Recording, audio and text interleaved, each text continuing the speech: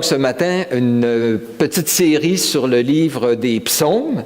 Et ce matin, on va regarder ensemble un psaume royal ou messianique.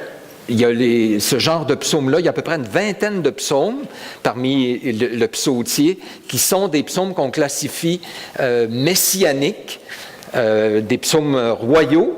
Et un de ceux-là, c'est le psaume 2. C'est celui qu'on va étudier ce matin. Le but est double. C'est que, alors que vous lisez votre Bible, personnellement, le matin, vous arrivez sur un psaume. Ça veut dire que vous risquez, s'il y en a 20, régulièrement d'arriver sur un psaume messianique comme ça. Qu'est-ce qu'on fait avec ça? Quels sont les buts de ces psaumes? Comment on peut bien les comprendre, être édifiés, bénis? Alors, j'espère qu'au travers de l'étude ce matin, vous allez avoir quelques clés pour savoir comment traiter ces psaumes-là. Et en même temps, bien sûr, parce qu'on étudie ce psaume, il y a des belles vérités qui, je le prie, soient un encouragement pour notre vie personnelle puis notre communion avec le Seigneur. Alors, je vais commencer par la lecture du psaume 2. Psaume 2. Pourquoi ce tumulte parmi les nations, ces vaines pensées parmi les peuples?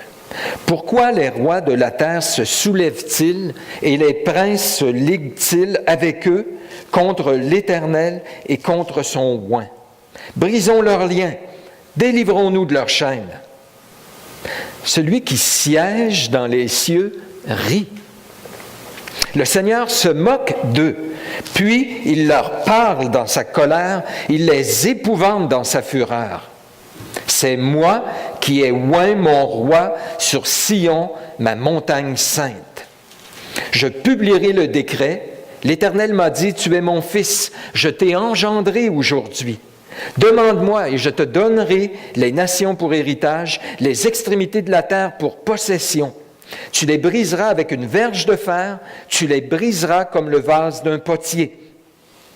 Et maintenant, roi, conduisez-vous avec sagesse, juge de la terre, recevez instruction. Servez l'Éternel avec crainte et réjouissez-vous avec tremblement. Baisez le Fils de peur qu'il ne s'irrite et que vous ne périssiez dans votre voie, car sa colère est prompte à s'enflammer. Heureux tous ceux qui se confient en lui. Un psaume royal ou messianique. Attention, il faut bien comprendre, un psaume royal, c'est un psaume dont le point central, ça décrit l'office, la fonction de roi dans l'Ancien Testament. Ces psaumes nous présentent quel est le rôle du roi, comment il est béni de Dieu, les promesses qui lui sont faites. Dans ces psaumes-là, on retrouve des prières manifestes pour le roi, que Dieu bénisse le roi.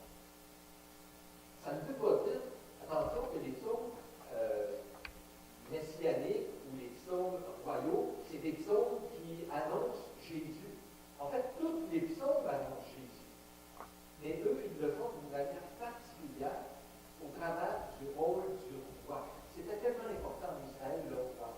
À Jérusalem, c'était là qu'était la maison de David, c'était là qu'était le temple, c'était central, mais le roi particulièrement, qui avait fait des promesses précises, importantes. Et Israël célèbre leur roi, parle de leur roi, alors qu'ils sont au temple, qu'ils chantent ensemble, en fait, c'est quelque chose de très important. Donc, ne confondons pas psaume royaux et psaume messianique, que tout psaume qui parle de Jésus, c'est un psaume messianique qui vient qui parle du Messie. C'est des psaumes centrés sur la fonction du roi.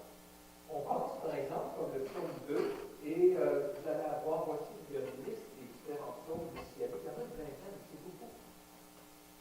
Ces psaumes royaux. Mais on pense que beaucoup de ces psaumes-là étaient utilisés lorsque un roi venait au pouvoir, un des fils de David. Lors de son intronisation, on chantait, on célébrait, on se rappelait ce que Dieu avait fait comme promesse. C'était une belle fête. Alors, soit c'était quand il commençait son règne, ou des fois, pendant son règne, il y avait des célébrations comme ça. Peut-être à chaque année, dans le calendrier des Juifs. Puis, on utilisait ces psaumes-là pour célébrer beauté, la dignité du roi. Mais ce qu'on doit comprendre, c'est que c'est un psaume qui pointe de façon très précise à Jésus, le roi des rois, le Seigneur des seigneurs. Particulièrement ce psaume 2 pointe à lui. Qu'est-ce qui me fait dire ça? Je vais juste vous le démontrer, c'est important. Il y a un principe dans les actes, le texte va apparaître à l'écran. Dans Acte 2, le premier discours en fait de Pierre à la Pentecôte, il dit Seigneur, tu as promis que tu n'abandonneras pas mon âme dans le séjour des morts, tu ne permettras pas que ton sein voie la corruption. Paul et Pierre est en train de prêcher dans Acte 2. Il rappelle une promesse, une parole que David a dite dans le psaume 16 qu'il ne verra pas la corruption. Et là, il fait réfléchir les gens. Comment David faisait comme ça? Il ne verra pas la corruption. David est mort, son sépulcre est parmi nous, il a vu la corruption, son corps s'est décomposé. Comment il peut dire une chose comme ça? Et là, il nous donne un principe tellement important qu'il faut se rappeler quand on lit les sortes. Il continue, il va dire dans Acte 2, verset 30. Comme David était prophète, il savait que Dieu lui avait promis avec serment de faire asseoir un de ses descendants sur son trône. C'est la résurrection du Christ qu'il a prévue et annoncée en disant qu'il ne serait pas abandonné dans le séjour des morts et que sa chair ne verrait pas la corruption. David disait des choses par rapport à lui. En fait, il a exprimé que Dieu avait le sauvé, allait le préserver de la mort. Il l'a exprimé dans des termes. Il dit, il est mort. Ça ne s'est pas appliqué littéralement comme ça à David, mais il était prophète. Et il prophétisait quelque chose concernant Jésus. Alors, quand on lit des psaumes, il faut voir cette double application. Il y a quelque chose qui s'appliquait à David, qui s'est compréhendu à son époque, c'était souvent beaucoup plus que ça. Donc, il y a un principe tellement important là. Deuxièmement, pourquoi on voit cette application à Jésus? C'est dans les psaumes, puis particulièrement les psaumes royaux, il annonce des choses à première vue. Puis ça se peut, des fois la poésie, c'est exprimé de façon exagérée, ou ça ne s'applique pas totalement à la situation historique du roi, qui est au pouvoir quand ça a été écrit, mais ça pointait beaucoup plus que cela. Et le psaume nous dit, Éternel, moi, puis je vais te donner des nations pour héritage. Puis tu vas les régner sur ces nations-là avec une verge de fer. Sérieusement, y a-t-il un roi dans l'histoire d'Israël qui a régné sur toutes les nations, sur toute la terre, les extrémités de la terre? Il parle ici. Aucun. Ils ont eu de la misère à régner sur le territoire d'Israël, bien des fois. Alors, il y a des indices comme ça qui nous disent ça ne s'est jamais accompli totalement pendant un règne humain d'un roi. Alors, quand on voit ce genre d'indices-là, on nous dit ça pointe probablement à Jésus. Alors, il y a l'indice dans Acte 2 qui nous rappelle que les psaumes doivent être interprétés à la lumière de Jésus. Il y a des indices dans les textes des psaumes qui... C'est trop fort pour s'appliquer uniquement à une situation historique de l'époque. Puis je dirais, troisièmement, pourquoi on l'applique à Jésus? Bien, c'est à cause de ce que le Nouveau Testament a fait de ce psaume-là. C'est un des psaumes le plus cités. Le plus cité, c'est le psaume 110 dans le Nouveau Testament, OK? Mais le psaume 2 est beaucoup cité. Et chaque fois qu'il est cité, entre autres, verset 7, « Je publierai le décret, l'Éternel m'a dit, tu es mon fils. Je t'ai engendré aujourd'hui. » C'est cité dans Hébreu. C'est cité dans les Actes des Apôtres. Et à chaque fois, c'est appliqué à Jésus. Donc, les auteurs du Nouveau Testament lisaient ça, puis ils disaient, bien, c'est de Jésus que ça parle. Alors, ça nous donne un indice, ou en tout cas un outil pour nous aider à interpréter ces psaumes-là, puis y voir vraiment Jésus. Alors, ça veut dire que nous, quand on lit ces psaumes-là, là, vous pouvez lire les évangiles, vous voyez la vie de Jésus, puis notre cœur est béni parce qu'on apprend à voir, il est venu pour nous révéler le Père. Et on apprend à connaître Jésus, l'aimer, l'adorer, voir son œuvre, tout ça, c'est extraordinaire. Mais c'est la même chose avec les psaumes. Quand on lit les psaumes, on ne veut pas juste prendre des bons principes, comment David a vécu ça, lui, puis appliquer ça à notre vie. C'est là. C'est le but des psaumes, c'est un des buts. Mais entre autres, on doit y chercher des vérités, des révélations concernant Jésus. Et les psaumes devraient nous amener, quand on regarde ces psaumes royaux, à dire « Mais moi, là, mon roi, le roi des rois, mon Jésus, voici ce que ça m'apprend sur lui. » Et s'arrêter, puis louer, c'est ça le but des psaumes. Louer Jésus pour qui il est, ce qu'il a fait pour nous. Comment on va diviser ce psaume-là? On va le diviser en 4 parties. Puis une des choses qui m'a frappé en le lisant, c'est l'idée de voix. C'est des paroles, ce psaume-là. On a d'abord les paroles des nations, des rois. C'est tout par 3 versets. Les 3 premiers versets, 3 suivants. Il y a 4 sections vraiment dans ce psaume-là. La première, c'est les paroles des rois puis des nations.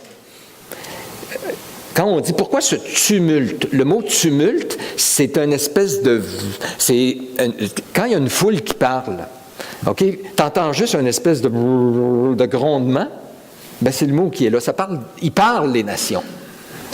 Pourquoi ces vaines pensées, il n'est pas vraiment bien traduit par pensée, on pourrait le traduire par murmure. C'est le même mot que méditer. Parce que quand quelqu'un médite, habituellement, chez les Hébreux, il parlait tout haut. Fait que tu l'entendais murmurer, là. Et c'est le mot ici. Les nations parlent, murmurent, tu entends un grondement de leur voix. Puis on a même une citation. Qu'est-ce qu'ils disent ces nations au verset 3? Ils se disent à Dieu et à son oint, au Père et au Fils, brisons leurs liens, on ne veut rien savoir. Délivrons-nous de leurs chaînes. Alors c'est les voix. Ensuite, versets 4 à 6, on a la voix de Dieu le Père. Lui aussi, il répond, le Père. C'est celui qui siège dans les cieux. Puis comment il répond? C'est par la bouche. Ça ne commence pas toujours par un son très audible. Il ne commence pas par donner un message. Mais il rit. Ha, ha, ha, ha. Il se moque. C'est des mots qui parlent de ce qui sort de la bouche. Puis ensuite, il parle, verset 5. Puis il parle dans sa colère. Puis on a une citation, voici ce qu'il dit. C'est moi qui ai oint mon roi sur Sion, ma montagne sainte. Les nations parlent, Dieu parle aussi. Et ensuite, au verset 7, c'est le Messie lui-même, le roi qui parle. Il dit, je publierai le décret. Il publie, il prêche, c'est un prédicateur, le Messie. Et qu'est-ce qu'il rappelle? La promesse, le décret que Dieu a dit. J'ai décidé que tu allais régner. L'Éternel m'a dit, tu es mon fils, je t'ai engendré aujourd'hui, demande. Et il rappelle en ces mots ce que Dieu lui a promis. La voix des nations et des rois, la voix de Dieu, la voix du Messie. Et finalement, versets 10 à 12, c'est la voix, un auteur que j'apprécie, il a mis lui la voix du Saint-Esprit. Moi, j'ai choisi la voix du Rédempteur, ou en tout cas, on pourrait dire la voix de la rédemption. Il s'adresse aux rois. Les rois parlaient au début, puis là, il leur parle directement, puis il leur dit, voici ce que vous devez faire. Rois, agissez avec sagesse, recevez l'instruction, servez, réjouissez-vous, baisez le Fils, confiez-vous en lui. Alors, c'est une question on change d'interlocuteur de qui il parle. On va le regarder de cette manière-là. Alors, on va regarder rapidement un point après l'autre. D'abord, la voix des nations et des rois. Versets 1 à 3, je le relis. Pourquoi ce tumulte? Pourquoi ce grondement? Pourquoi ce bruit parmi les nations? Ces vains murmures parmi les peuples. Pourquoi les rois de la terre se lèvent-ils, se soulèvent et les princes se liguent-ils avec eux contre l'Éternel et contre son oint? Puis qu'est-ce qu'ils disent? On a leur parole claire là, au verset 3. Brisons leurs liens, délivrons-nous de leurs chaînes. En fait, on voit ici dans ces 3 versets l'humanité totale en rébellion contre Dieu et son Messie. Quand je dis l'humanité totale, là, c'est qu'il y a les rois qui se liguent, qui ne veulent pas obéir, qui sont rebelles. Mais il n'y a pas juste eux. Il y a tous les peuples, toutes les nations de la terre qui disent « on ne veut rien savoir de Dieu ». L'humanité totale, en rébellion. Ils ne veulent pas de Dieu. Il y a une coalition aussi. Ils se liguent. Ce n'est pas juste une gang de tout seuls qui ne veulent rien savoir de Dieu. Ils s'organisent. Il y a une coalition pour combattre contre Dieu et rejeter Dieu. Et une autodétermination. On ne veut pas qu'il règne sur nous. Brisons ces liens. Délivrons-nous de ces chaînes. Le mot « chaîne », « lien » fait référence à un joug qu'on attelait des animaux. Puis pour eux, là, d'avoir Dieu, d'avoir un Dieu, un maître, un Seigneur, on n'en veut pas. C'est rien qu'un joug, ça. Ils voient ça comme négatif. On n'en veut pas et ils le rejettent. Ils veulent déterminer eux-mêmes, pas avoir de chef. Et j'appelle ça de l'impiété. En fait, depuis que nos premiers parents, qui vivaient en communion avec Dieu, Adam et Ève, ont écouté le serpent. Bien, c'est ça, c'est la même réalité ici. Hein? Ils ont dit, Dieu nous dit que, mais on ne veut pas suivre Dieu. On veut déterminer nous-mêmes ce qui est bien puis ce qui est mal. Et on rejette Dieu. Et quoi? Ben, on vient au monde avec cet esprit-là. Et toute l'humanité, notre voisin, les membres de notre famille, les gens autour de nous, voyager, aller partout dans le monde, c'est le cœur de l'homme depuis la chute, c'est là, rebelle. On n'en veut pas de Dieu. 2 remarques. On nous parle ici qu'ils se liguent. Et c'est un système unifié. Le monde, là, est anti-Dieu, puis il y a un système unifié. Et vous allez me dire, hey, exagère pas, voyons. Il y a plein de religions, puis ils se combattent les unes les autres. Il y a plein de philosophies. Ce n'est pas un système unifié. C'est une pluralité contre Dieu. Ils ne sont pas ligués tant que ça. Ils sont indépendants les uns des autres. Tout le monde a son idée. Attention. Il y a un maître, un diable, le Dieu de ce monde qui est derrière tout ça. Puis lui, il y a une stratégie, mais qu'il y en ait plusieurs en même temps. Mais c'est unifié. Le diable, il veut que l'humanité soit contre Dieu, puis il lui donne plein d'outils. La religion en est un. Il y a plein de religions que les hommes se sont données. Et la religion, elle est contre Dieu parce que les hommes se sont créés des religions comme ils les veulent. Ils se sont donnés des dieux à leur image. Et des fois, c'est la philosophie, des fois, c'est l'humanisme, etc., des approches. Alors, oui, il y a une espèce de pluralité, mais dans l'histoire, vers quoi le monde s'en va, ça va se polariser. Et à un moment donné, il va venir un antéchrist, et il va y avoir une religion, une philosophie, et les chrétiens vont souffrir. Ça va se polariser. Présentement, ça semble être un peu disparate, parce que ce cœur rebelle peut prendre différentes formes. Mais ne nous méprenons pas, il y a vraiment quelque chose là d'unifié derrière cela. La rébellion, présentement contre Dieu, peut prendre différentes formes. Il y a des gens qui sont rebelles, ouverts, en guerre. Il y a des gens qui font la propagande de l'humanisme et des gens qui croient en l'homme et tout ça, puis ils ne veulent plus rien savoir de Dieu. On se moque, les chrétiens, qu'est-ce que vous faites là? On est capable par nous-mêmes, puis la force est en moi, puis je n'ai pas besoin de béquilles, je n'ai pas besoin de Dieu. Les athées sont très actifs pour nous dire, il n'y en a pas de Dieu. C'est un combat, puis ils luttent, puis ils veulent convaincre. C'est toujours spécial hein, de combattre tant que ça quelque chose qui n'existe pas. C'est très spécial. Hein? Mais, donc, il y a une première forme de rébellion qui est ouverte, agressive. Deuxième, il y en a une qui est plus subtile. C'est la religion. En apparence, la religion, ils font profession de connaître Dieu, mais ils le renient par leurs œuvres.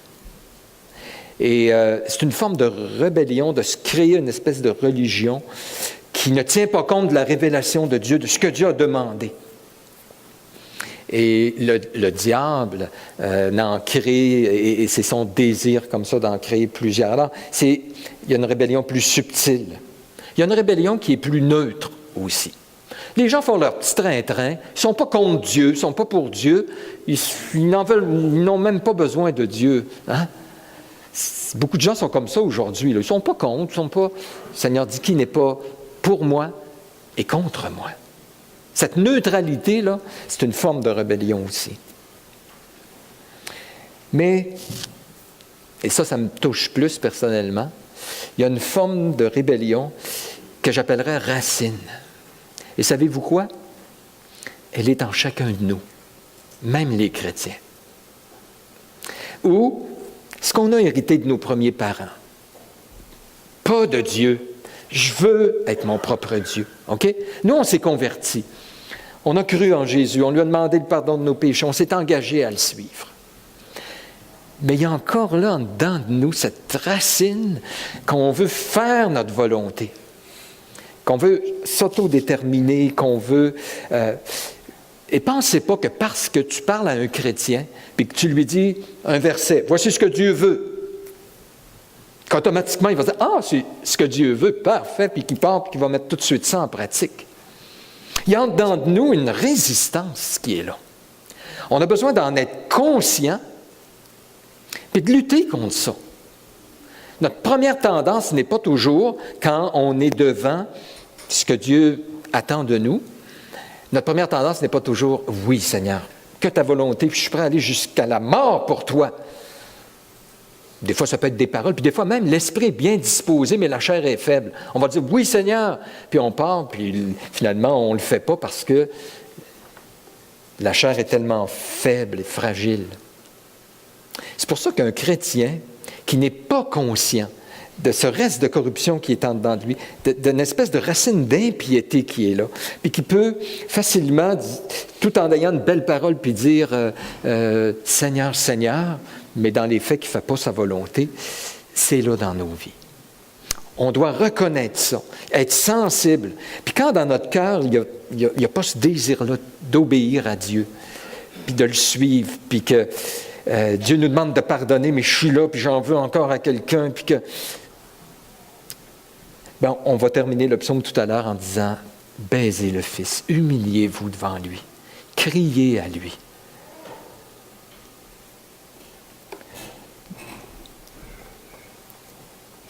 Une autre chose que je veux vous faire remarquer dans cette première section, c'est il y a déjà un indice là, jusqu'à quel point c'est absurde de combattre Dieu.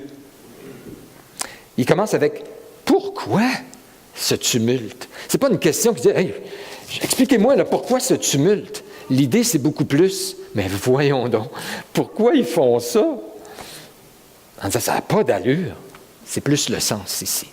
Pourquoi ce tumulte? Qu'est-ce qu'ils pensent? Puis il y a un petit mot important, c'est vaine pensée. Tu penses que, hey, m'a combattre Dieu, là, moi? Là? Voyons, allume. Réalises-tu ce que tu fais? Et donc, déjà là, il y a comme un indice en disant c'est absurde, cette approche des nations, des rois, en fait, de toute l'humanité contre Dieu. Deuxième point, il y a la voix de Dieu, versets 4 à 6. Parce que Dieu va parler. Remarquez en premier lieu sa position, verset 4. Celui qui siège dans les cieux rit. Le Seigneur se moque d'eux. Il est Seigneur. Ah, voilà les nations autour qui s'agitent, qui murmurent, puis on pourrait dire, hey, Dieu, il doit être mal face à ça, puis il se sent-tu insécure un peu, ça le vire-tu à l'envers, il s'inquiète peut-être un peu, il dit, ah, il est dans les cieux, il siège, il est Seigneur, il est sur son trône. L'Éternel était sur son trône lors du déluge. L'Éternel règne éternellement, ça ne l'ébranle pas. Sa volonté va se faire. Il est souverain. Ses décrets, ses promesses vont s'accomplir. L'homme ne peut rien faire par sa rébellion contre Dieu. Il est Seigneur, il règne, il rit. Il se moque d'eux.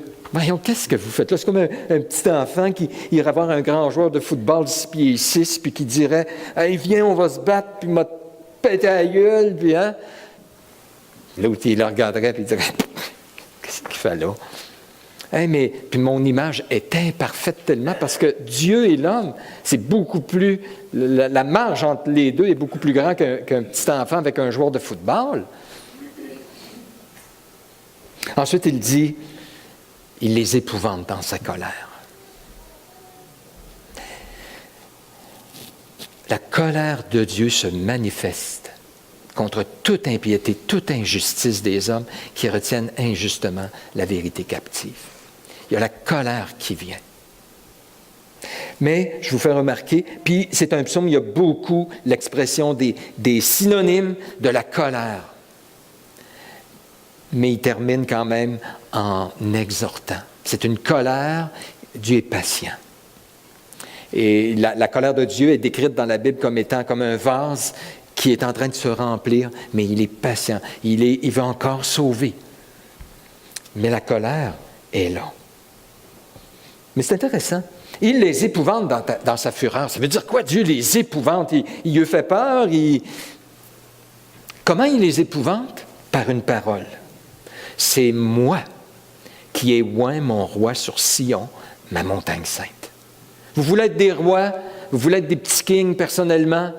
Vous ne voulez pas obéir à moi? Attention! J'ai décrété une chose. Mon fils Jésus règne. Ça devrait épouvanter les hommes. Chaque fois que tu veux t'autodéterminer, que tu veux prendre tes choses en main, que tu es contre Dieu, attention, tu es contre Dieu et tu es contre son roi Jésus. Et Dieu, c'est lui seul qui l'a établi pour régner. Pas moi, pas nous. C'est un peu comme vous vous rappelez l'histoire de Joseph dans l'Ancien Testament, hein? Ses frères l'ont vendu, il était en Égypte, puis à un moment donné, ils s'en vont en Égypte, eux, puis ils découvrent que celui qui règne là, c'est Joseph, leur frère, qu'ils ont vendu, qui a souffert énormément à cause d'eux. Vous imaginez-vous comment ils se sentent? Ah! Joseph, celui qu'on a méprisé, qu'on a vendu, c'est lui qui règne. Ah! Ils ont eu peur. Ils ont dit, on est cuit. Mais c'est à peu près ça que Dieu dit ici. C'est moi. Vous êtes contre Jésus, là? C'est moi qui ai oint Jésus, le roi. Et ça devrait épouvanter les hommes. Si tu le méprises, si tu le rejettes, si tu parles mal contre lui, attention, il règne, puis il va être juge tantôt. Dieu les épouvante en leur parlant de ce qui a déterminé puis qui va arriver. Et personne ne va prendre la place de Jésus. Personne. Qu'est-ce que l'homme peut faire contre cela? Pourquoi? Dieu a décrété des choses. C'est intéressant parce que ce psaume-là est cité dans le Nouveau Testament. Vous vous rappelez? On a dit tout à l'heure dans Acte 2. Il est cité à nouveau dans Acte 4. Ce sont les apôtres qui sont persécutés. On veut les arrêter parce qu'ils parlent au nom de Jésus. Et donc, quand ils se retrouvent ensemble, ils citent ce psaume-là. Ils disent, Seigneur, c'est toi qui as dit, pourquoi ce tumulte parmi les nations? Pourquoi ces vaines pensées parmi les peuples? Pourquoi les rois se liguent-ils, les princes avec eux? Puis il dit, en effet, là, il l'applique, il dit, contre ton saint serviteur Jésus, Hérode, Pilate se sont liés avec les nations pour faire tout ce que ta main et ton conseil avaient établi d'avance. Très intéressant. Eux, là, ils combattent contre Dieu, ils combattent contre le Messie, ils le font mourir, ils pensent en être débarrassés, mais en faisant ça, ils ont simplement accompli ce que Dieu avait planifié d'avance. Tu ne peux pas te battre contre Dieu. Même quand tu penses le combattre, tu es en train d'accomplir ses décrets. Pharaon, dans l'Ancien Testament, parce que l'idée de la lignée qui allait conduire jusqu'à Jésus, bien, Pharaon voyait le peuple se multiplier en Égypte, puis il dit, je le sais ce qu'on va faire, on va tuer tous les mâles. Je ne sais pas s'il en était conscient, mais ça allait empêcher la lignée messianique. Alors, il fait tout son stratagème pour, finalement, pauvre Pharaon, il se retrouve avec Moïse, c'est lui qui l'élève dans sa maison. Au travers de son stratagème, Dieu a pris ça pour sauver Moïse des eaux, c'est ça que veut dire Moïse, sauver des eaux, l'élever et de faire en sorte qu'ensuite il puisse délivrer le peuple de Dieu. Est-ce qu'on peut combattre contre Dieu? Haman, lui aussi voulait détruire la lignée, voulait détruire tous les Juifs. Il a mis une potence, il voulait faire mourir Mardoché. Pauvre Haman, c'est lui qui est mort sur la potence. Il a préparé sa propre potence. Et en se débarrassant de lui, puis il a mis Mardoché au pouvoir, puis le peuple juif a été épargné. Et combien de cas comme ça dans la Bible? C'est moi qui ai oint mon roi Jésus. Et c'est un décret, les choses vont s'accomplir. Une des choses, je dirais, que je n'avais pas saisi tout à fait au début de ma vie chrétienne. C'est clair qu'au début de ma vie chrétienne, on m'a parlé beaucoup de Jésus. C'est à lui mon sauveur, il est mort à la croix pour mes péchés, etc. Mais j'avais comme l'impression, bon, Jésus a fait sa job il y a 2000 ans, puis maintenant, je suis certain qu'il est encore là. Quand je n'ai besoin, je peux lui demander. Mais le reste de la vie chrétienne, c'était, agis, bouge, obéis, puis sers, puis va de l'avant. Et ça a été quelques années après où j'ai compris que le but de la vie chrétienne, là, c'était de continuer à connaître Jésus. M'approprier de ce que j'ai en Jésus, des bénédictions qu'on a en lui. Et de développer cette communion, cette relation avec Jésus, comme le cèpe avec les sarments, la vigne où la petite branche va chercher sa sève. Et parce que Jésus, c'est la pierre angulaire. Et ceux qui bâtissent et qui ont rejeté la pierre passent à côté. Et le moment où Dieu, j'ai découvert ça dans ma vie chrétienne, ça a été un changement. Un changement. Ma vie chrétienne n'est plus pareille. Le point central, c'est de connaître, aimer Jésus. Ma lecture de la Bible n'est plus pareille. Le point central, c'est Jésus. Parce que Dieu a dit, j'ai publié le décret, c'est lui mon fils. C'est lui que j'ai oint comme roi sur ma montagne sainte. Troisième, il y a la voix du Messie, versets 7 à 9. C'est le Messie lui-même là, qui va parler. Il dit, je publierai le décret. Il publie, il parle, il prêche, c'est un prédicateur. L'Éternel m'a dit, alors il rapporte, puis il va peut-être amplifier un petit peu ce qu'il y a au verset 6, le décret de Dieu. Tu es mon fils, je t'ai engendré aujourd'hui. Demande-moi, je te donnerai les nations pour héritage, les extrémités de la terre pour possession. Tu les briseras avec une verge de fer, tu les briseras comme le vase d'un potier. Il est donc un proclamateur, le Messie. Il parle lui aussi. Et il va présenter le décret divin. Il est fils de Dieu. Dieu a dit, tu es mon fils. Je t'ai engendré aujourd'hui. C'est une phrase tellement importante parce qu'elle est répétée dans le Nouveau Testament, puis il faut qu'on la saisisse bien. Puis c'est pas évident, alors soyez attentifs, j'espère que vous êtes bien réveillés. Mais c'est important, OK? Qu'est-ce qu'il veut dire par là? Tu es mon fils, je t'ai engendré aujourd'hui. L'expression « fils de Dieu » dans la Bible a plusieurs sens.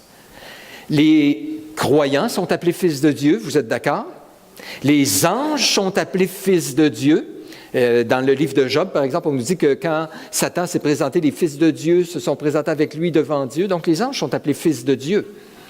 Jésus est appelé fils de Dieu. Mais vous savez que chaque fois que Jésus est appelé fils de Dieu, il n'y a pas toujours le même accent, la même signification. Des fois, ça fait référence au fait qu'il est le fils du Père, qu'il a la nature du Père, qu'il est divin. Quand Jésus disait qu'il était le fils de Dieu, les Juifs voulaient le lapider parce qu'il se faisait égal avec Dieu, Jean 5.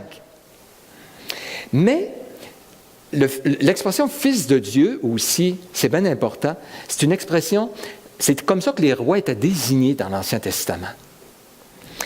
Ça vient de la promesse, entre autres, que Dieu avait faite à David dans 2 Samuel 7, 14. David voulait bâtir un temple pour Dieu, puis Dieu dit non, c'est moi qui vais te bâtir une maison, une maisonnée, une dynastie. Et ça dit ceci dans 2 Samuel 7, 14. Il va naître quelqu'un dans ta descendance, je serai pour lui un père, il sera pour moi un fils, dit le Seigneur. J'affermirai pour toujours le trône de son royaume. Dieu dit, la relation que je vais avoir avec lui, là, c'est un père comme un fils.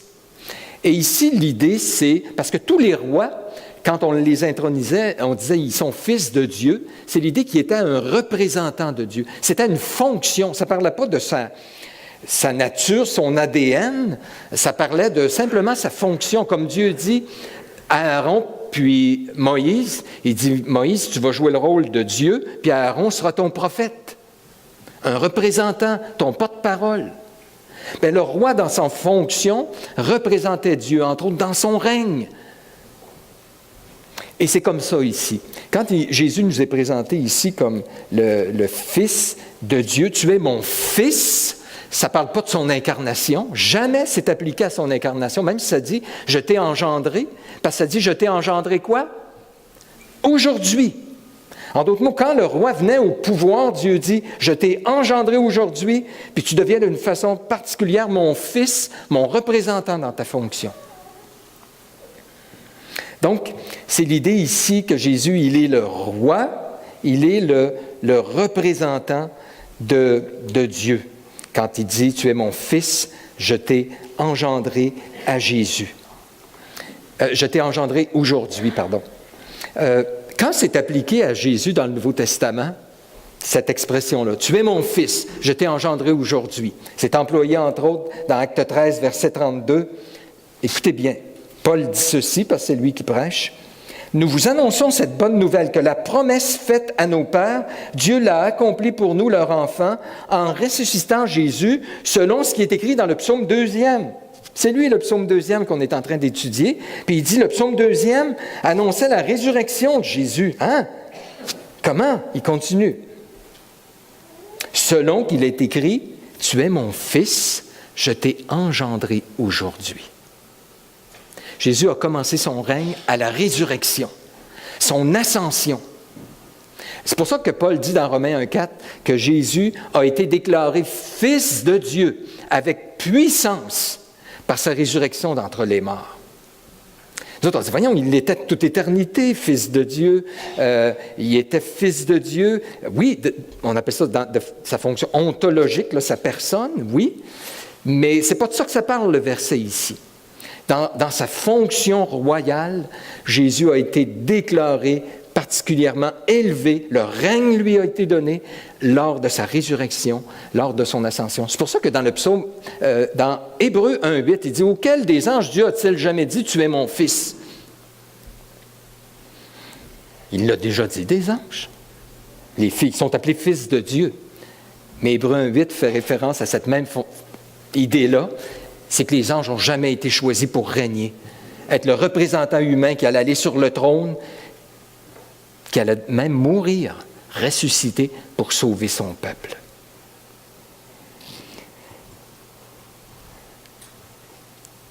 Et c'est pour ça qu'il dit, maintenant que tu as ce règne, demande-moi, je te donnerai les nations pour possession.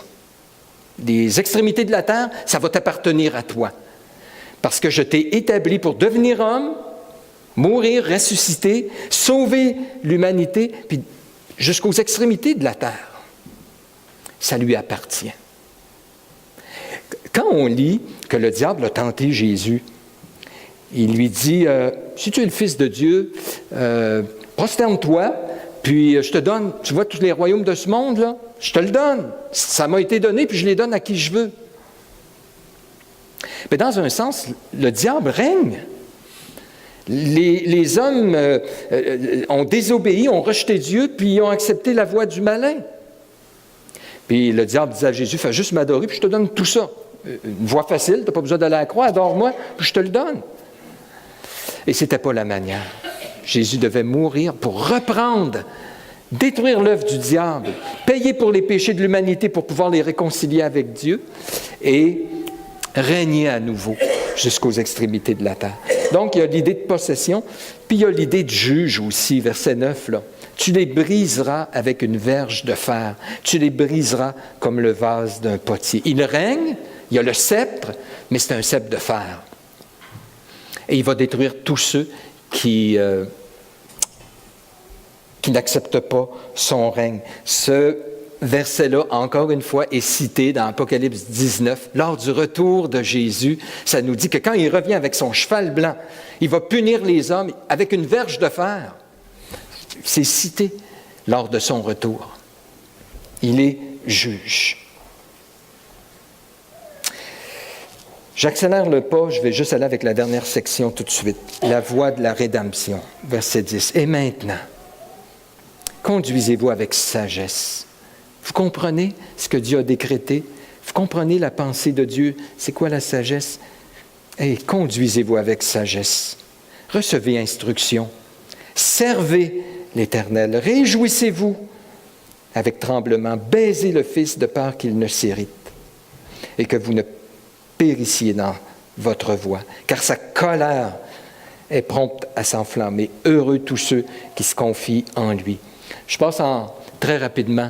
Il dit, on est appelé à se conduire avec sagesse, parce que ce que Dieu nous demande de faire, il y a une sagesse derrière ça. C'est pas juste fais-le, puis si tu ne comprends pas, c'est pas grave, fais-le. Mais il y a une sagesse, il y a un argumentaire derrière cela. Recevez l'instruction qui vient d'être donnée dans les versets précédents. Servez-le avec joie et tremblement. La réponse chrétienne, elle est complexe. Ça demande de la maturité. À la fois, on le sert avec tremblement puis crainte, puis avec joie. Et si on oublie un de ces éléments-là, on va tomber dans le problème tantôt. Vous vous rappelez, plusieurs ont lu ici le livre « Le Chac ». J'ai bien apprécié.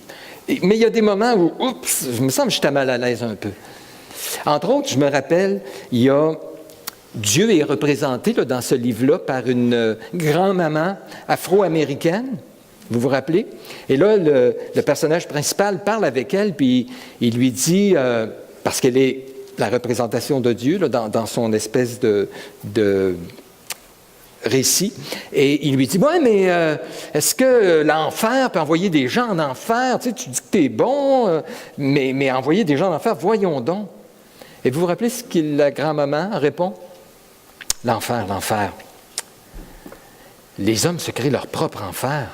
La souffrance, ça vient de la désobéissance, c'est l'homme qui se le crée lui-même. » Et je dis, oh, un instant. Je sais que ce n'est pas populaire aujourd'hui de parler de la colère de Dieu, de parler de l'enfer, de parler du jugement. Mais entre vous et moi, qu'est-ce qu'on fait avec des versets comme ceux-là qu'on a aujourd'hui? Le texte en est rempli. Et ne pas en parler, c'est enlever l'argumentaire pour emmener justement les gens à la repentance et à servir le Fils, se repentir, s'humilier, le baiser, c'est-à-dire on baisait des fois la main ou le pied même du roi en signe de soumission. Et c'est important qu'on laisse l'Écriture amener tout le conseil de Dieu et entre autres de parler de cette chose-là. Mais donc le chrétien sert avec tremblement et avec joie. C'est quelque chose de complexe, mais quelque chose d'équilibré et de sain. Il y a les deux réalités. Je conclus simplement avec ceci. Avez-vous remarqué, verset 10 et les suivants, que ce qui est mis comme emphase, c'est la disposition envers le roi. Dieu dit, j'ai établi Jésus comme un roi. Maintenant, nation roi, regardez à lui. Servez-le. Humiliez-vous devant lui. Baisez le Fils. Confiez-vous en lui. Tout part d'une disposition. Il aurait pu dire, regardez, arrêtez de faire le mal, arrêtez de pécher. Il ne commence pas par ça. Ça commence par le Fils, comment je le perçois.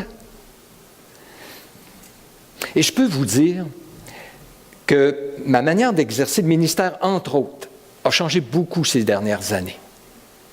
Quand je me retrouve avec des personnes pour les aider, des fois ils veulent me rencontrer, c'est la vie de couple, ça va moins bien, ils ont de la difficulté dans une relation avec quelqu'un à l'église, au travail, tout ça. Vous savez par où je commence?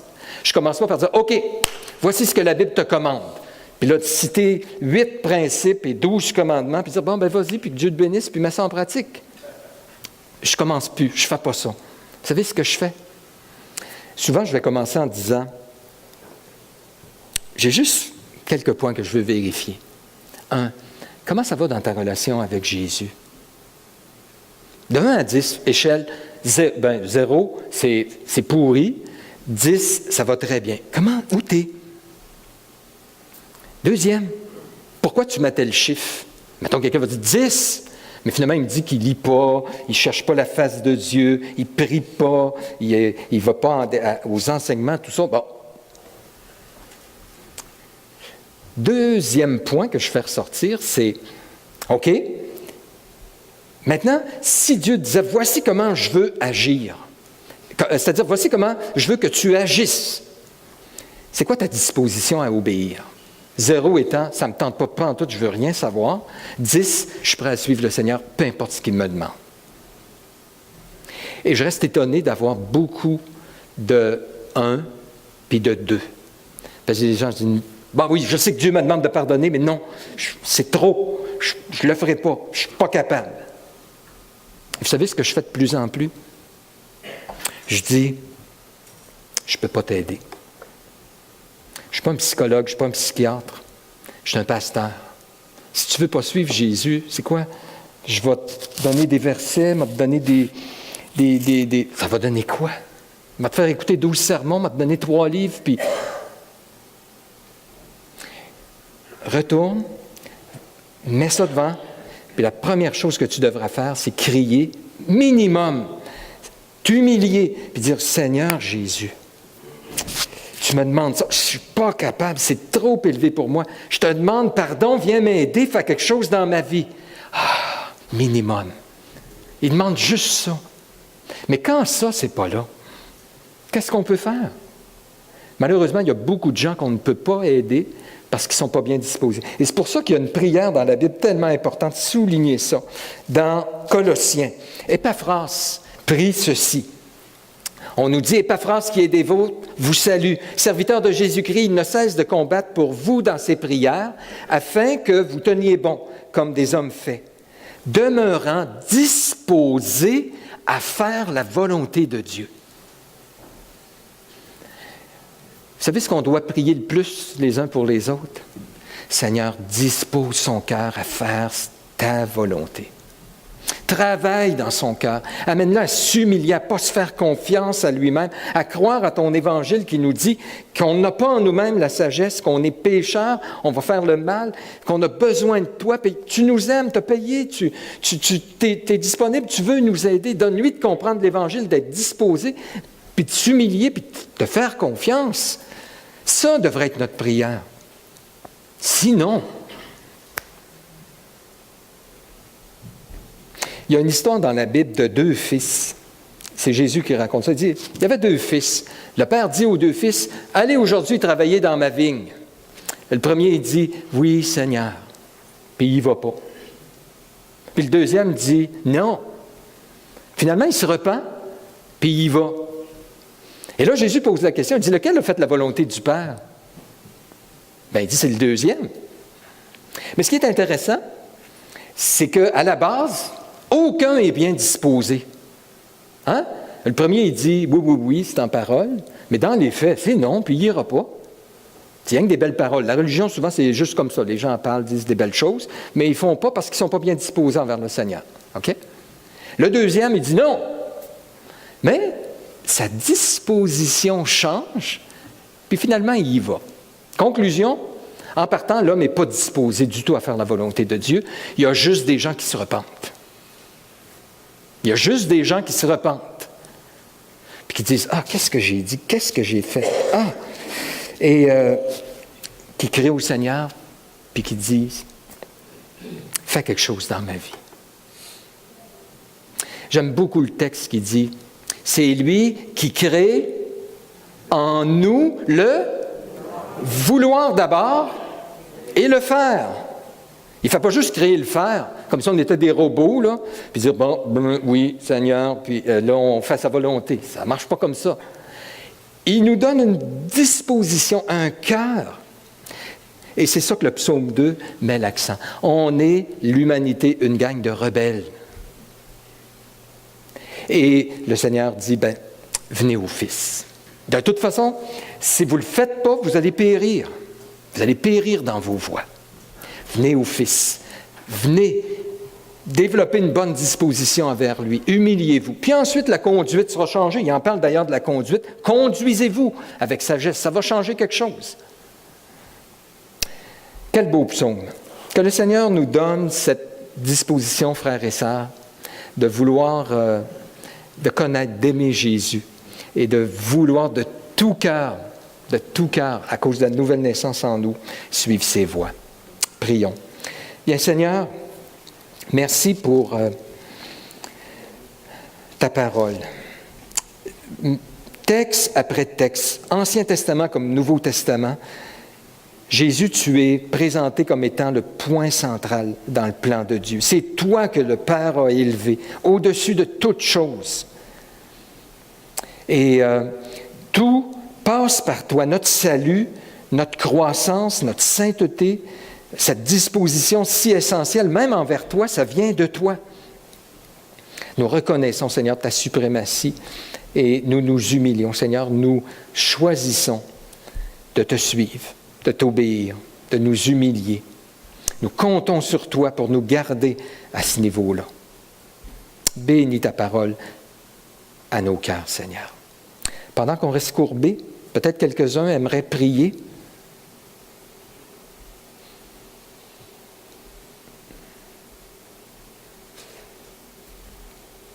Seigneur, dans Marc 10, tu nous parles de Marie et Marc qui se dévouent à la tâche, Seigneur, mais qui est sans compromis, Seigneur, pour Marie qui a choisi la bonne chose de t'écouter et d'avoir cette relation avec toi, Seigneur.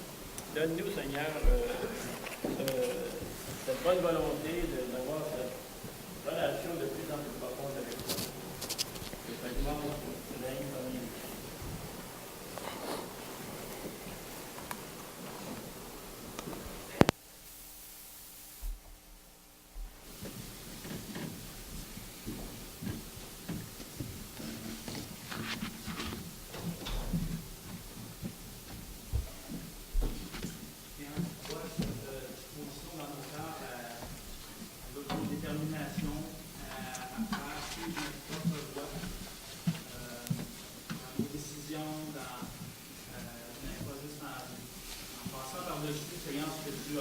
Décréter pour nous ce qui est mieux pour nous. Seigneur, aide-nous à avoir cette dignité-là en réalisant aussi que Jésus, le règne de Jésus dans nos vies est préférable à tout. Aide-nous à voir, Seigneur, que c'est beaucoup supérieur et mieux pour nos vies, Seigneur, de laisser Jésus régner et de prendre toute la place et, Seigneur, d'aller au Fils, de baiser le Fils, d'aller s'humilier devant nous. Alors, donne-nous une disposition de cœur d'adorateur envers nous.